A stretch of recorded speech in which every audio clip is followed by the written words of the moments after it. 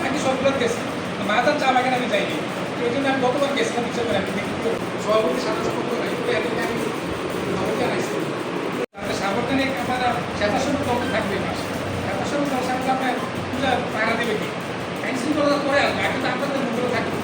আপনাদের কাছে অনুরোধ থাকবে যাতে সার্বজনিক নিরাপত্তা স্বেচ্ছাসেবক আগে তো শিশু এবং নারী দর্শনের আগে নিরাপত্তা অনেক সময় আমাদের শিশু আছে, মহিলারা আছে, শিশুদের জন্য নারী করি এই বছর করার আপনারা আরেকটা সিদ্ধান্ত থেকে শুরু হয় ওইখানে গিয়ে দিকে আমরা পূজা মন্দিরের দিকে কোনো লোক জনবল নেই, একটা তো স্বেচ্ছাসেবক ছিল না, আমি ওনাদেরকে ঢাকাই আর করে আনাইছি। ঠিক আছে, তুই একটু ধরে এখন